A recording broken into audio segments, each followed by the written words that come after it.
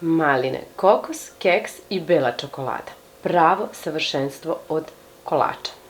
Pravi se brzo, a ukus je neverovatan. Izlomit ćemo 100 grama bele čokolade i staviti da se otopi.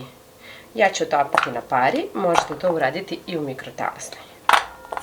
Kako bismo napravili ove predivne korpice sa malinama i belom čokoladom, najpre ćemo da u jednu posudu dodamo 100 grama mlevenog keksa i 100 grama mlevenih badema. Ćemo zatim i jednu kesicu vanilin šećera, pa premešati sve suve sastojke. Ovaj recept se veoma lako pamti, pošto uglavnom svega ide po 100 grama u smesu. Dodajemo zatim 100 grama otopljenog maslaca, možete naravno i margarin, ali uvek dajem prednost maslacu.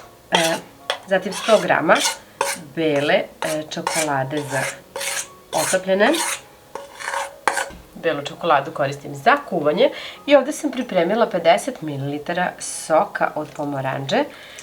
Možete i da nacedite sok od jedne pomoranđe, pa da njega dodate. Evo ovako, dobili smo jednu smesu koja je, kao što vidite, treba malo da se stegne i možda je malčice previše tečna. Zato ćemo dodavati još malo keksa. Još 50 grama keksa. Dodat ću jedan deo pa premešati. Najbolje je tako da dodate prvo 100 grama, sve izmešate i onda po potrebi dodajete još malo keksa. Evo dodat ću sve. Kako bismo mogli lako da oblikujemo kesu, ali potrebno je i da je malčice ohladimo. Zato ćemo je staviti u frižider dok mi ne pripremimo fil. Za fil ćemo u jednu čerpicu staviti 120 grama malina, ovo su zamrznute maline, i u njih ću dodati 50 grama šećera u prahu. Promešati sve, a zatim staviti na vatru da se maline i šećer lepo ukuvaju. Mešat ćemo ovako i ukuvati lep fil. Ja ću ovako malo i da izgnječim ove maline. U jednu činicu ćemo da stavimo jednu kašiku brašna, a preko nje 2 kašike vode, 2 do 3, eto neka budu 3 mlake vode, i razmutit ćemo ovako kako bismo dobili ovakvu smesu. Kada proključa, promešamo, pa dodamo i brašno. Zatim smanjimo temperaturu i još malo mešamo kako bi se ovaj fil od malina zgusnuo.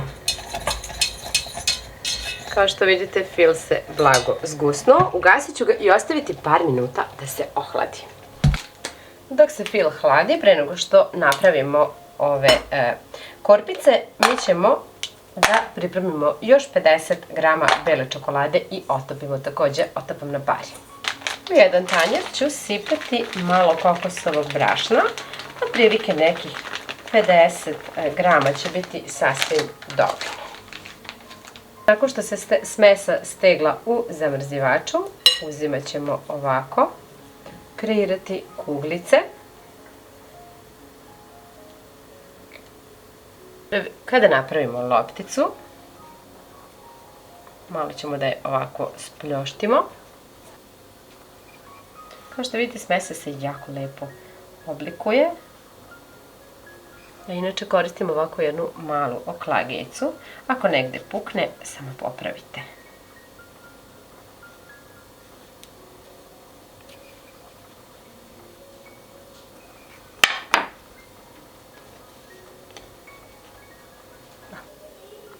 Uvaljat ćemo zatim svaki kolačić u kokosovo brašno.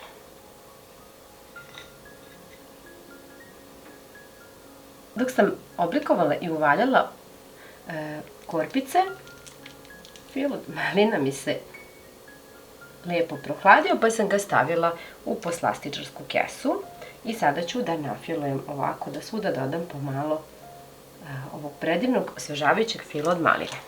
Odozgo ćemo sipati svuda pomalo bele čokolade koju smo otopili i koja je malčice i odstojala, tako da nije tako jako tečna. Odlično je da je sada u ovom stanju stavljamo na kolačiće.